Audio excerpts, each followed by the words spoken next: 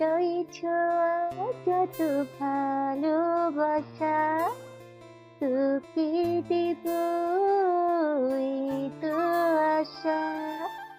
Sorry বন্ধুরা, আমাদের হৃদয়ের ছোঁয়া চ্যানেলের নাম শুনলেই আমার এই গানটাই গাইতে ইচ্ছে করে। আমাদের হৃদয়ের ছোঁয়া চ্যানেলের পক্ষ থেকে আমি রোজ তোমাদেরকে জানাই অফুরন্ত ভালোবাসা। তোমরা সবাই আমাদের হৃদয়ের ছোঁয়া চ্যানেলটাকে সাবস্ক্রাইব করে আমাদের পাশেই থাকো, প্লিজ প্লিজ প্লিজ প্লিজ বন্ধুরা। শাহজাদ চুপ। ইরা এবার শাহজাদের দিকে তাকিয়ে বলে, আইন সবসময় ঠিক হয় না। তবুও আইন নিজের হাতে নেয়ার অধিকার কারণেই। কথাটা শুনেই ইরা হালকা হেসে ফেলে। তুমি খুব সৎ মানুষ। কোনো সমস্যা? না, এই শহরে সৎ মানুষ খুবই কম। ঠিক তখনই একটা বজ্রপাতের শব্দ হয়। ইরা একটু কেঁপে ওঠে। অজান্তে তার হাত শাহজাদের হাতের মধ্যে চলে যায়। দুজনেই থেমে গেল কয়েক সেকেন্ড। ধীরে ধীরে তার হাতটাকে ধরে রাখলো, সরালো না, শুধু তাকিয়ে রইল ইরার দিকে। ভেজা চুল, ক্লান্ত চোখ, কিন্তু ভিতরে অদ্ভুত শক্ত একটা মেয়ে। ইরা শাহজাদের দিকে তাকিয়ে জিজ্ঞেস করে, তুমি কি অনেক কিছু লুকিয়ে রাখো? আমি সবটা জানতে চাই। কেন সেটা জানতে চাও? কয়েক সেকেন্ড চুপ থেকে শাহজাদ বলল, কারণ আমি তোমাকে বুঝতে চাই। ইরার বুকের ভিতরটা অদ্ভুতভাবে কেঁপে উঠল, কারণ বহুত দিন পর কেউ তাকে এমনভাবে দেখেছে। একজন পুলিশ অফিসার হিসাবে না, একজন শক্ত মেয়ে হিসাবে না, শুধু একজন মানুষ হিসাবে। হঠাৎ ভিতর থেকে একজন কনস্টেবল দৌড়ে এলো। স্যার, আরেকটা লাশ পাওয়া গিয়েছে। শাহজাদের মুখ মুহূর্তেই বদলে গেল। সে দ্রুত এগিয়ে গেল, কিন্তু যাওয়ার আগে একবার পিছনে তাকালো ইরার দিকে। কফিটা খুব ভালো ছিল। তুমি আবার হাসতেও পারো, এটা আজ জানলাম। প্রথমবার একটু স্বাভাবিকভাবে হাসলো, তারপর চলে গেল। আর ইরা চুপচাপ দাঁড়িয়ে রইল। বৃষ্টির ফোঁটা পড়ছে, তার মনে অদ্ভুত একটা ভয় জন্ম নিচ্ছে। কারণ সে বুঝতে পারছে সে ধীরে ধীরে এমন একজন মানুষের প্রতি দুর্বল হয়ে যাচ্ছে যে একদিন সত্যটা জানলে তাকে ঘৃণা করতে পারে। রাত প্রায় 2টা, পুরো শহর ঘুমিয়ে, কিন্তু সাবিহার বেগমের বাসায় ছাদে দাঁড়িয়েছিল আরোহী। কালো শাল জড়ানো চোখ দুটো আকাশের দিকে। আজকের খুনটা করার পর তার মুখে কোনো ভয় নেই কোনো অনুশোচনা, শুধু গভীর নীরবতা। ঠিক তখনই পিছন থেকে ভেসে এলো একটি পরিচিত কণ্ঠস্বর। তুমি কি সবসময় এইভাবে ওই দূরের আকাশে কেন তাকিয়ে থাকো? আরোহী ঘুরে তাকালো না। আপনি সব সময় মানুষের পেছনে লুকিয়ে আসেন কেন? আদ্রিয়ান হালকা হাসি দিয়ে পাশে এসে দাঁড়ালো। তুমি জানো আমি তোমার ওপর নজর রাখি। জানি না তো। তবুও তুমি ভয় পাও না। আরোহী এবার ধীরে তার দিকে তাকালো, সেই শান্ত চোখ। আপনাকে ভয় পাওয়ার মতো মানুষ বলে তো মনে হয় না। আদ্রিয়ান কিছুক্ষণ চুপ করে তাকিয়ে রইল আরোহীর দিকে, তারপর বলল, এটা তোমার ভুল ধারণা। বাতাসে আরোহীর চুলগুলো উড়ছিল। আরোহী ধীরে ধীরে বলে, আমি ভুল মানুষকে ভয় পেতে পেতে ক্লান্ত। কথাটা শুনে আদ্রিয়ানের চোখ কয়েক সেকেন্ডের জন্য বদলে গেল, কারণ সে বুঝতে পারলো এই মেয়েটার ভিতরে অনেক পুরনো অন্ধকার বাসা বেঁধে আছে। কিছুক্ষণ দুজনেই চুপচাপ। নিচে শহরের আলো জ্বলছে। হঠাৎ আদ্রিয়ান বলল, তুমি কখনো স্বাভাবিক জীবন চাওনি? স্বাভাবিক জীবন? সেটা তো স্বাভাবিক মানুষের জন্য। আমি তো স্বাভাবিক নই। তুমি নিজেকে এত আলাদা ভাবো কেন? কারণ আমি আলাদা, তাই। আদ্রিয়ান এবার তার দিকে একটু ঝুঁকে এলো। তুমি নিজেই চারপাশে দেয়াল তুলে রাখো কেন? আর আপনি তো। কথাটা বলেই সে থেমে যায়। আমি দেয়াল না, আমি আগুন। আরোহীর ঠোঁটের কোণে ক্ষীণ হাসি ফুটে ওঠে। নিজেকে নিয়ে আপনার আত্মবিশ্বাস অনেক। তোমার সামনে এই প্রথমবার ডাউট হচ্ছে। আরোহী এবার তাকায় আদ্রিয়ানের দিকে। দুজনের চোখ কয়েক সেকেন্ড আটকে রইল। অদ্ভুত ইনোসেন্ট এক নীরবতা, যেন দুজনে বুঝতে পারছে তারা কেউ স্বাভাবিক না। ঠিক তখনই হঠাৎ প্রবল বাতাসে আরোহীর শালটা উড়ে সরে যায় শরীর থেকে। হাতের পুরনো কাটা দাগগুলো দেখা যায় কয়েক সেকেন্ডের জন্য। আদ্রিয়ানের চোখগুলো সেখানে থেমে যায়। সে খুব আস্তে জিজ্ঞেস করে। কে করেছে তোমার এইগুলো? আরোহীর মুখ মুহূর্তেই শক্ত হয়ে যায়। সে দ্রুত হাতটাকে ঢেকে ফেলে। কিছু প্রশ্ন না করাই ভালো। আদ্রিয়ান এবার তার হাতটা ধরে ফেলে, খুব শক্ত করে না, খুব আস্তে, যেন আদ্রিয়ান ভয় পাচ্ছে শক্ত করে ধরলে হাতটা ভেঙে যাবে। আরোহী তার হাতটা ছাড়িয়ে নিতে চায়। দুর্বল মানুষ কখনোই বেঁচে থাকে না, সবসময় যুদ্ধ করে বাঁচতে হয়। আপনি আমার সম্পর্কে কিছুই জানেন না। আদ্রিয়ান ধীরে ধীরে আরোহীর আরো কাছে এসে নরম সুরে বলে। আমি জানতে চাই সবটা। আরোহীর বুকের ভিতরটা কেঁপে ওঠে অদ্ভুতভাবে, কারণ বহুদিন পর কেউ তার ভিতরের মানুষটাকে জানতে চাইছে। তার মুখ না, তার অভিনয় না, তার নিজের সম্পর্কে। ঠিক তখন দূরে আজান শব্দ ভেসে আসে। আরোহী ধীরে পিছিয়ে যায়। আপনি আমার থেকে দূরে থাকুন। কেন দূরে ডাকতে চাইছো? আরোহী কয়েক সেকেন্ড চুপ থেকে বলে। আমি মানুষকে ধ্বংস করি। আদ্রিয়ানের চোখে সেই বিপজ্জনক হাসিটা ধীরে ধীরে ফুটে ওঠে। আরোহীর দিকে তাকিয়ে আদ্রিয়ান বলে ওঠে। সমস্যা কি জানো?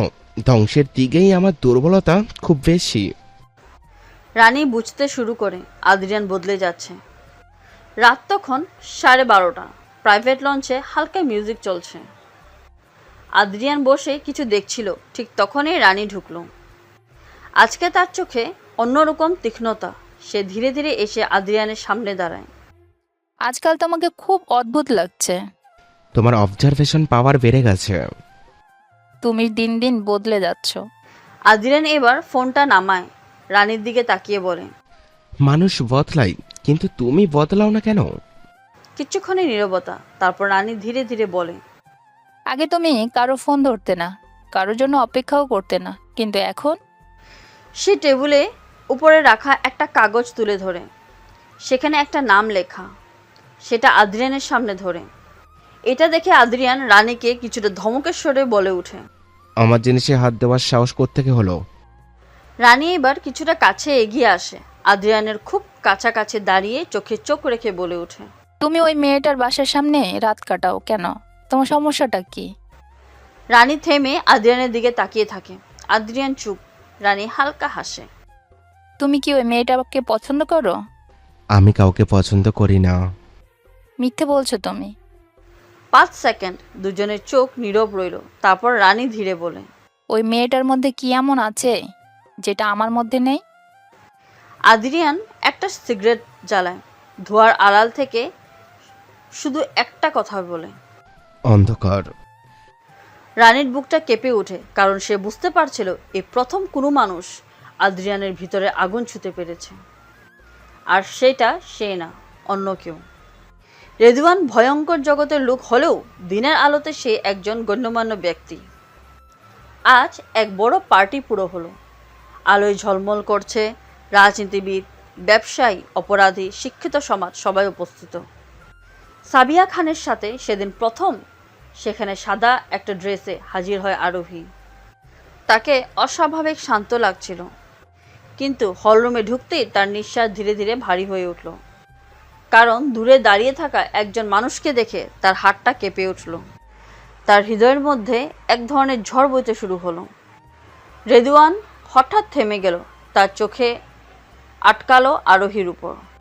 কয়েক সেকেন্ড অদ্ভুত নীরবতা, যেন কোথাও সে এক চোখগুলো আগে দেখেছে। সাবিয়া খান হাসি মুখে বললেন, এই হচ্ছে আমার মেয়ে আরোহী। রেদওয়ান ধীরে ধীরে হাত বাড়ালো। Nice to meet you. আরোহীর তার হাত ধরতেই হঠাৎ আরোহীর মাথায় ভিতরে ঝলক দিয়ে উঠল রক্ত, পাহাড়ি রাস্তা, একটা গাড়ি, ভয়ঙ্কর হাসি। তার নিঃশ্বাসটা যেন কেঁপে উঠল। রেদওয়ান ভুরু কুচকায়, আরোহীর দিকে তাকিয়ে থাকে। আপনি ঠিক আছেন? আরোহী দ্রুত হাতটা সরিয়ে নেয়। জি, আমি ঠিক আছি। কিন্তু তার কণ্ঠটা মনে হয় কাঁপছিল। ঠিক তখনই পাশে দাঁড়িয়ে থাকা আদ্রিয়ান পুরো ব্যাপারটা লক্ষ্য করছিল। আরোহী রিদওয়ানকে দেখে ভয় পেয়েছে। না, শুধু ভয় নয়, যেন মনে হচ্ছে আরোহী গভীর কিছু। রেদওয়ান এবার ধীরে ধীরে বলে ওঠে, মিস আরোহী, আমি আপনার ওই চোখ দুটো কোথায় যেন দেখেছি, বুঝলেন? মনে হয়। আরোহী চোখ কয়েক সেকেন্ডের জন্য অন্ধকার হয়ে গেল। আমার মনে হয় না আপনি আমাকে কোথাও দেখেছেন। হয়তো ভুল করেছি, কিন্তু পরিচিত মনে হচ্ছিল।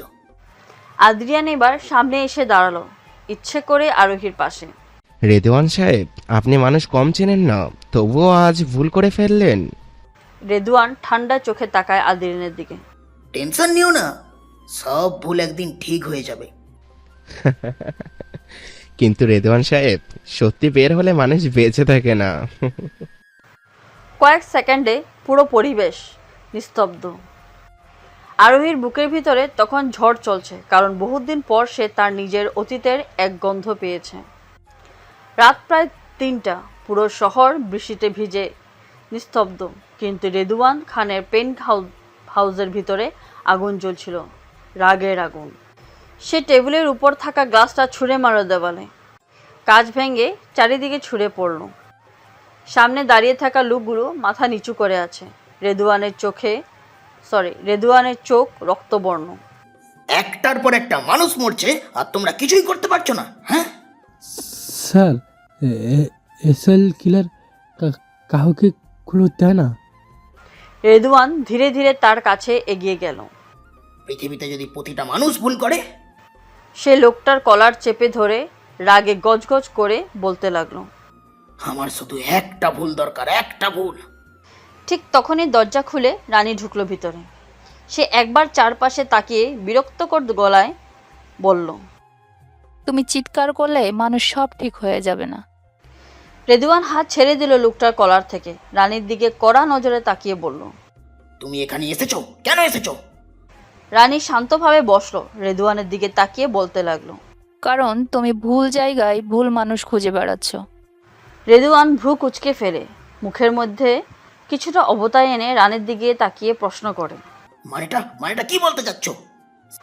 রানী ওয়াইনের গ্লাসে চুমুক দেয়, শান্তভাবে রেদওয়ানের দিকে তাকায়, তারপর ধীরে ধীরে বলে, শহরের নতুন আতঙ্ক, স্মাইল কিলার, টার্গেট সেদিকে রাখো।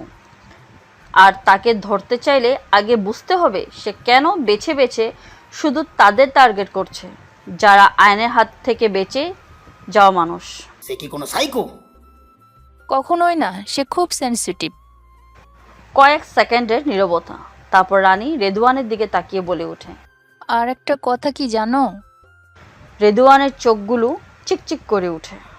আমার মনে হয় ওই অন্ধকারের আগুনে আদ্রিয়ান কিছু একটা লুকাচ্ছে। এদিকে শহরের অন্য পাশে পুরনো এক বিল্ডিংয়ের ছাদে দাঁড়িয়ে আছে আদ্রিয়ান। বৃষ্টির ফোঁটাগুলো তার কালো শার্টে ভিজিয়ে দিচ্ছে। আরোহী একটা বিল্ডিংয়ের পাশে দাঁড়িয়ে নিজের শহরের দিকে তাকিয়েছিল। আজ সে অস্বাভাবিক চুপচাপ। ধীরে তার পাশে এসে দাঁড়ায় আদ্রিয়ান। তুমি যখন চুপ থাকো তখন তোমাকে সবচেয়ে বেশি ডেঞ্জারাস মনে হয়। আপনি সবকিছুর মধ্যে ডেঞ্জারাস খুঁজে পান কেন? কারণ ডেঞ্জারাস আমাকে বাঁচিয়ে রেখেছে।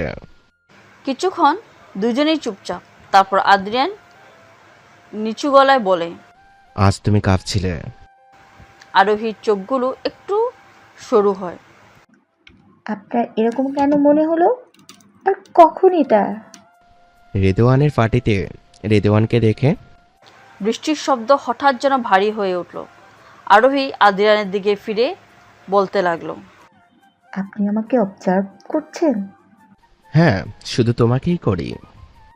আমাকে অবজার্ভ করা ডেঞ্জারাস হতে পারে। তুমি বারবার একই কথা বলো কেন? কারণ আপনি বুঝতে চান না। তাহলে বোঝাও আমাকে। আরোহী এবার তার দিকে তাকালো, চোখে অদ্ভুত রকমের একটা ক্লান্তি। কিছু মানুষকে কাছ থেকে দেখলে সেই মানুষটা বাঁচে না। আদ্রিয়ান ধীরে ধীরে আরোহীর দিকে এগিয়ে আসে, এত কাছে যে আরোহীর নিঃশ্বাস কেঁপে উঠল। তারপর আরোহীর কানের কাছে এসে ফিসফিস করে বলে, সমস্যাটা কি জানো? আমি অনেক আগেই নিজের মরার ভয়টা হারিয়ে ফেলেছি। ঠিক তখনই আরোহীর ফোনে একটা মেসেজ আসে। হাকিম আজমির শাহ। মেসেজে লেখা ছিল, পুরনো আগুন আবার জ্বলতে শুরু করেছে। আদ্রিয়ান সেটা লক্ষ্য করলো, আরোহীকে প্রশ্ন ছুড়ে দিল। কি হয়েছে? কোনো সমস্যা? আরোহী দ্রুত ফোনটা লুকিয়ে ফেলল। আদ্রিয়ানের মুখের দিকে তাকিয়ে বলল, কই কিছু না তো, কোনো সমস্যা নেই। আদ্রিয়ান কয়েক সেকেন্ড সেদিকে তাকিয়ে রইল, তারপর ধীরে ধীরে বলল, তুমি যখন মিথ্যা কথা বলো তোমার তখন চোখগুলো বদলে যায়। সাথে সাথেই আরোহীর বুকটা কেঁপে উঠল, কারণ এই মানুষটা ধীরে ধীরে তার ভিতরে ঢুকে যাচ্ছে, যেটা মোটেও উচিত না। পরের দিন সকাল, শেহজাদ থানার তদন্ত রুমে বসে ফাইল উল্টে দেখছিল। টেবিল ভর্তি ছবি মৃতদের, স্মাইল কার্ড যেটা প্রত্যেকটা লাশের কাছে পাওয়া যায়, পোস্টমর্টমের রিপোর্ট, কিন্তু একটা জিনিস তাকে পাগল করে দিচ্ছিল। কোনো এভিডেন্স নেই, একটা খুনি কোনো রকমের কোনো ক্লু রাখছে না। ঠিক তখনই ইরা দরজা ঠেলে ভিতরে ঢুকলো, ইরার হাতে কফি। তুমি আবার সারা রাত ঘুমাওনি? শেহজাদ চোখ না তুলেই বলল। ঘুমালে খুনি ধরা পড়বে না। ইরা সামনে এসে কফিটা রাখলো, তারপর শেহজাদের দিকে তাকিয়ে বলল, আর এভাবে চললে তুমি নিজে বেঁচে থাকবে না কেস সলভ করার জন্য। এবার হালকা বিরক্ত হয়ে তাকালো ইরার দিকে। তুমি কি সবসময় লেকচার দাও? ইরা ঠোঁট বাঁকিয়ে হাসলো, শেহজাদের দিকে তাকিয়ে বলল। দেই, তবে শুধু তোমাকে।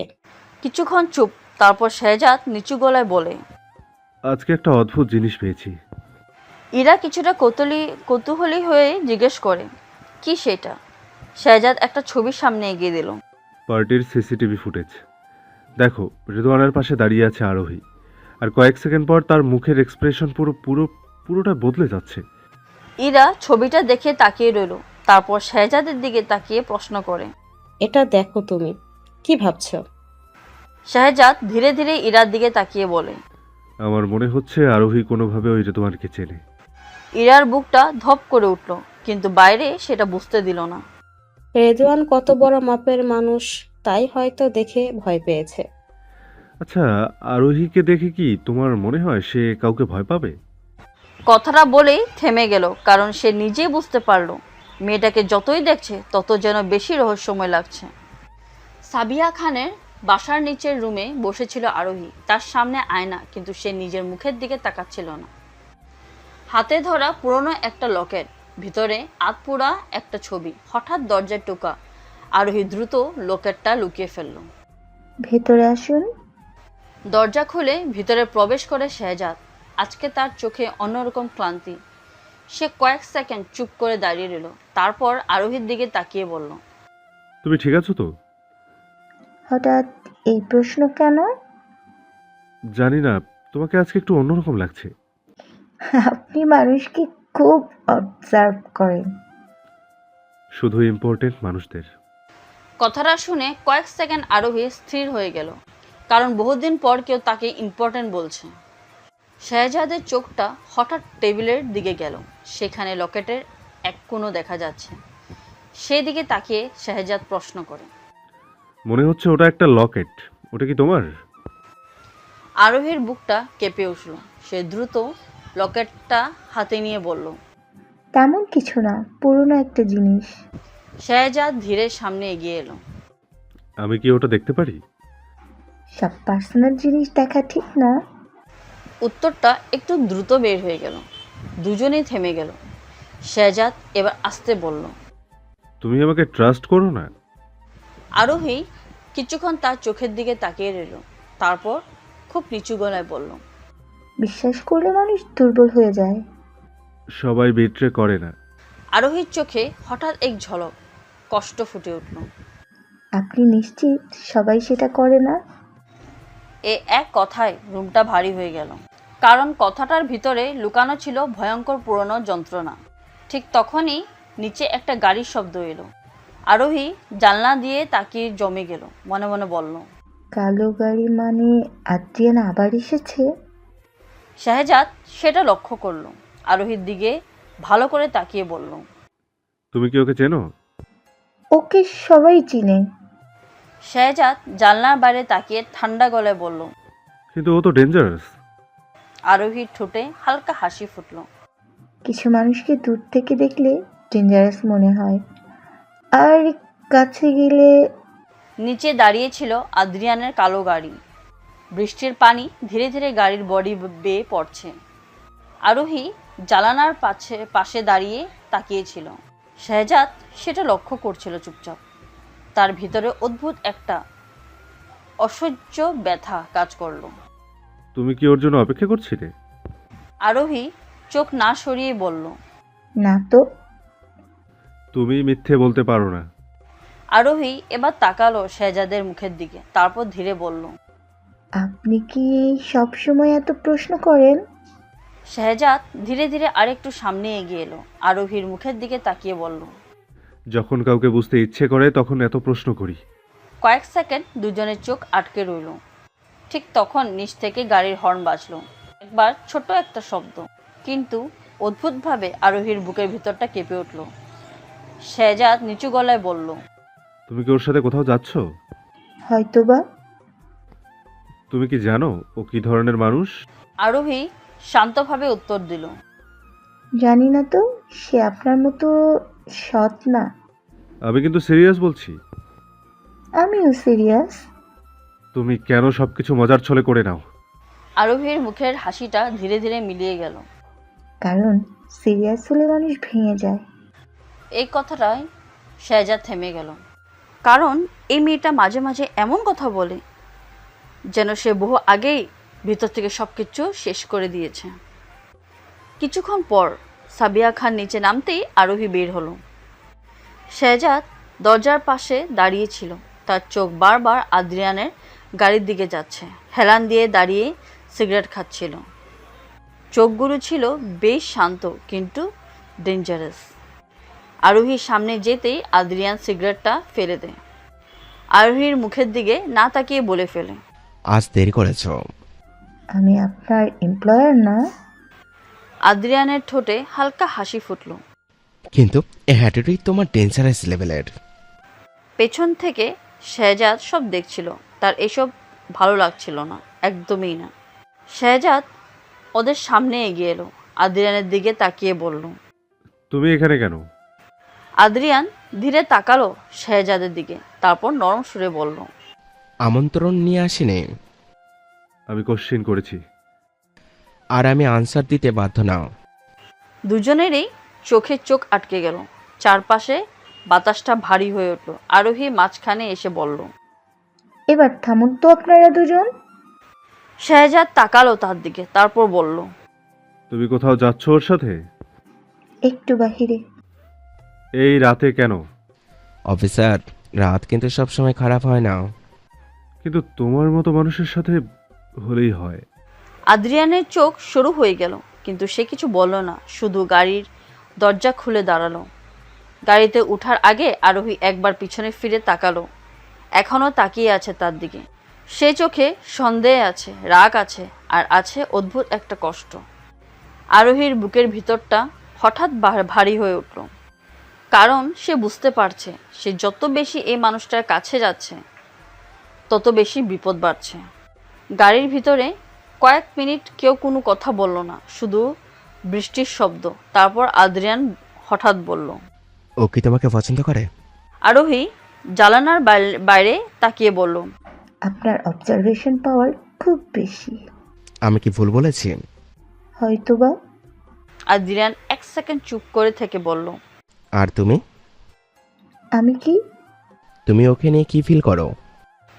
আরোহী এবার ধীরে তার দিকে তাকালো। আপনি হঠাৎ এসব জিজ্ঞেস করছেন কেন? আদ্রিয়ান গাড়ি থামালো রাস্তার পাশে। অন্ধকার, বৃষ্টির পানি কাজ বেয়ে পড়ছে। সে নিচু গলায় বলল। কারণ আমি জানতে চাই তুমি কোন দিকে যাচ্ছ। আরোহীর নিঃশ্বাসটা ধীরে আটকে গেল, কারণ এই প্রশ্নর উত্তর সে নিজেও জানে না। গাড়িটা শহরের বাইরে নির্জন লেকের পাশে এসে থামলো। চারপাশে অন্ধকার, শুধু দূরের লাইটগুলো পানির উপর ঝাপসা হয়ে জ্বলছে। বৃষ্টি একটু কমেছে। আদ্রিয়ান ইঞ্জিন বন্ধ করে বসে রইল। আরোহী জানালার বাইরে তাকিয়ে ছিল চুপচাপ। তার ভেজা চুলের কিছু অংশ গালে লেগে আছে।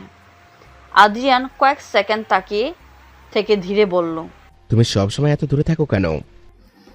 সবার কাছে আসার যোগ্য না। আর আমি? আপনি সবচেয়ে ডেঞ্জারাস। আদ্রিয়ান মাথাটা সিটে লাগালো, তারপর কোনো দিকে না তাকিয়ে চোখটা বন্ধ করে বলল। তুমি আমাকে বারবার ডেঞ্জারাস বলো, কিন্তু তারপরও আমার সাথেই আসো। কথাটা শুনে আরোহী চুপ হয়ে গেল, কারণ উত্তরটা সে নিজেও জানে না। বাইরে হালকা ঠান্ডা বাতাস বইছিল।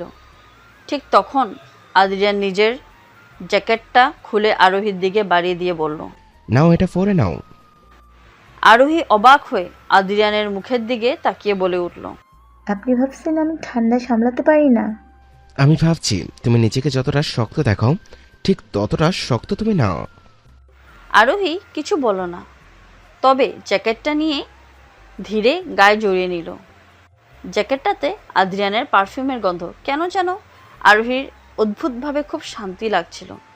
কিছুক্ষণ পর আদ্রিয়ান গাড়ি থেকে নেমে আরোহীর দিকে তাকিয়ে বলল। বের হয়ে আসো, কোথায়? তোমাকে একটা জায়গা দেখাবো। আরোহী ভ্রু কোঁচকালো, আদ্রিয়ানের দিকে তাকালো, তারপর বলল। আপনি কি সবসময় এত মাইসিরিয়াস? আদ্রিয়ান দরজা খুলে দাঁড়িয়ে বলল। তোমার সামনে এসেই হয়েছে। দুজন লেকের পাশ দিয়ে হাঁটছিল। পানি থেকে ঠান্ডা বাতাস আসছে। চারপাশ এত শান্ত যেন শহরের সব অন্ধকার এখানে এসে থেমে গেছে। হঠাৎ আরোহীর পা পিছলে গেল ভিজা ঘাসে। সে পড়ে যাওয়ার আগেই আদ্রিয়ান বাহুতে শক্ত করে ধরে ফেলল। আরোহীর নিঃশ্বাস আটকে গেল কয়েক সেকেন্ডের জন্য, কারণ আদ্রিয়ান তার খুব কাছে, অনেক কাছে, এত কাছে যে তার নিঃশ্বাসের উষ্ণতা অনুভব করা যাচ্ছে। সবসময় এত কেয়ারলেস হও কেন? আপনি না ধরলে তো পড়েই যেতাম। কথাটা শুনে আদ্রিয়ানের ঠোঁটে হালকা হাসি ফুটল। আমি থাকতে তোমায় এত সহজে পড়তে দেবো না। কথাটা শুনে যেন আরোহীর বুকের ভিতরে এক অদ্ভুত কম্পন শুরু হলো, কারণ বহুদিন পর কেউ তাকে এইভাবে প্রটেক্ট করার কথা বলছে। কিছুক্ষণ দুজনেই কেউ হাত ছাড়ল না, শুধু একে অপরের দিকে তাকিয়ে রইল। অদ্ভুত নীরবতা, যেখানে কোনো শব্দের দরকার হয় না। ঠিক তখন আরোহী ধীরে হাতটা সরিয়ে নিল, একটু জোরে বলে উঠল। আমার থেকে দূরে থাকুন। আবার সেই একই কথা। কারণ আপনি বুঝতে চান না। আদ্রিয়ান এবার এক পা সামনে এগিয়ে এলো। আরোহীর চোখে চোখ রেখে বলল। ঠিক আছে, তাহলে আমাকে বোঝাও। আরোহীর চোখ হঠাৎ কষ্টের ছায়া ফুটে উঠল। আমার আশেপাশে যারা আসে তারা শেষ হয়ে যায়। আদ্রিয়ান কয়েক সেকেন্ড চুপ করে তার দিকে তাকিয়ে রইল, তারপর খুব আস্তে বলল। একটা কথা কি জানো, আমি শেষ হতে ভয় পাই না। এই কথাটার পর আরোহী আর চোখ সরাতে পারল না, কারণ এই মানুষটা তার ভিতরের অন্ধকার দেখে ভয় পাচ্ছে না, বরং ধীরে ধীরে সেই অন্ধকারের দিকে এগিয়ে আসছে। এইদিকে আরোহী সাবিয়া খানের বাড়িতে যখন এসেছিল, তখন থেকে সাবিয়া বেগম তাকে মেয়ের মতো মনে করতেন। আলাদা একটা মায়ার জন্মে ছিল সাবিয়া বেগমের মনে, কারণ আরোহীর চোখে তিনি সবসময় একটা ভাঙন দেখতে পারত। একটা মেয়ে যে অনেক কষ্ট লুকিয়ে হাসে। একদিন দুপুরে রান্নাঘরে দাঁড়িয়ে সাবিয়া বেগম দূরের থেকে তাকিয়ে তারপর হালকা হেসে আরোহীর কাছে যে বলে। তুমি এত চুপচাপ থাকো কেন মা? আরোহী কাপটা নামিয়ে সাবিয়া খানের মুখের দিকে তাকিয়ে বলে। আমি বেশি কথা বলতে পারি না। সাবিয়া বেগম ধীরে ধীরে আরোহীর কাছে এসে মাথায় হাত বুলিয়ে বলে। ও মেয়ে, কথা লুকাও আমার কাছ থেকে। সাবিয়া বেগম তার মাথায় হাত বুলিয়ে দিয়ে বলতে থাকে। কিছু মানুষ থাকে যাদের হাসির থেকে চোখগুলো কথা বলে।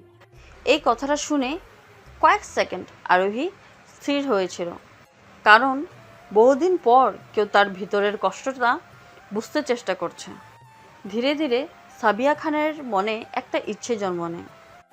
তিনি মনে মনে চান আরোহী সবসময়ের জন্য এ বাড়িতে যেন থেকে যায়। সেই দিন রাতে ডাইনিং টেবিলে বসে আছে শেহজাদ, সাবিয়া বেগম আর আরোহী। সাবিয়া খান খেতে খেতে হঠাৎ করে শেহজাদের দিকে তাকিয়ে বলে। একটা কথা বলতে চাচ্ছিলাম। ছেলের চোখের দিকে তাকিয়ে বলে। আরোহীকে তোমার কেমন লাগে? কথাটা শুনে শেহজাদ পানি খেতে গিয়ে কাশতে শুরু করে। আরোহী অবাক হয়ে তাকিয়ে থাকে সাবিয়া খানের দিকে। সাবিয়া খান হাসলেন, ছেলের দিকে তাকিয়ে বললেন। এইভাবে রিকোয়েস্ট করার কিছু নাই। আম্মু কি বলছো এসব? আমি সিরিয়াস। মেয়েটা খুব ভালো, আমি তাকে সারা জীবন আমার কাছে রেখে দিতে। আরোহী যেন অস্বস্তিতে পড়ে গেল। তাও সাবিয়া খানের মুখের দিকে তাকিয়ে বলল, আন্টি, আপনি এসব কি বলছেন? সাবিয়া খান তার দিকে তাকিয়ে মমতা ভরা গলায় বলল, কারণ আমি চাই তুমি আবার একা হয়ে না যাও, তুমি একটা পরিবার পাও। এই কথাটা শুনে আরোহীর বুকটা হঠাৎ ভারী হয়ে উঠল। কারণ সে জানে সে এই ঘরের মানুষ হওয়ার যোগ্য না। তাছাড়া সে তো এখানে এসেছে অন্য কোনো উদ্দেশ্যে। এরপর থেকে সাবিয়া খান মাঝে মাঝে ইচ্ছে করেই যেন শেহজাদ আর আরোহী দুজনকে একসাথে সময় দিতেন। একদিন তিনি হাসতে হাসতে বলেই ফেললেন, আমি তো বুড়ো হয়েছি, এই বাড়িতে একটা মেয়ের হাসির দরকার। মায়ের দিকে তাকিয়ে শেহজাদ বলে ওঠে, আম্মু প্লিজ চুপ থাকো না। আমি তো তোর মুখ দেখলে সবকিছু বুঝতে পারি। বাবা, হ্যাঁ, এটা বলে দে।